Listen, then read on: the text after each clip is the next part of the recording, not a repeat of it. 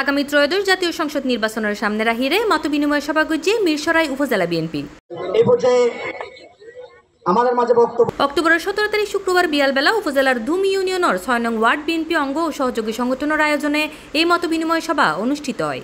আমার বোনদের এদেশের হিন্দু, এদেশের মুসলমান, এদেশের খ্রিস্টান, এদেশের মুসলিম, এদেশের কৃষক, এদেশের কুমার, এদেশের ছেলে, এদেশের শিক্ষক, এদেশের ছাত্র, এদেশের ইঞ্জিনিয়ার, এদেশের ডাক্তার, এদেশের সাধারণ মানুষ, তাদের জীবন মান নিয়ে বিএনপি কি ধরনের রাষ্ট্র আগামী দিনে গঠন করতে চায় সেই 31 দফা আপনাদের কাছে আমাদের তারেক জিয়া বিএনপির যে 19 দফা শহীদ রাষ্ট্রপতি জিয়াউর রহমানের ছিল সেই খাল কাটা কর্মসূচি থেকে শুরু করে আপনারা আজকে আমি একটা কথাই বলবো, খাল কেটে কি জিয়াউর রহমান কি এই নায়েবপুরের 6 নম্বর ওয়ার্ডের মানুষের চাষাবাদের উন্নয়ন করেছি কি করে নাই?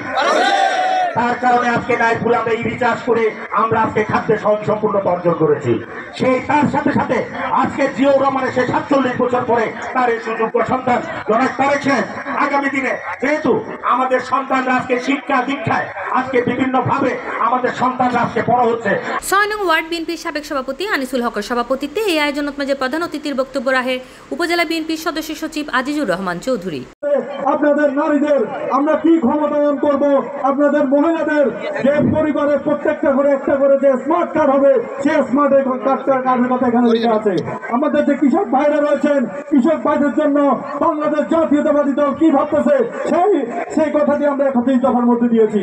এই হাসিনা বিরোধী আন্দোলন করতে গিয়ে অল্প বয়সে জেল কেটেছিল আমার জীবনের শেষ বিন্দু বিশ্বাস পর্যন্ত আমি সেই 4টা ছোট তরুণ যুবককে আমার জীবনে আমি ভুলবো না।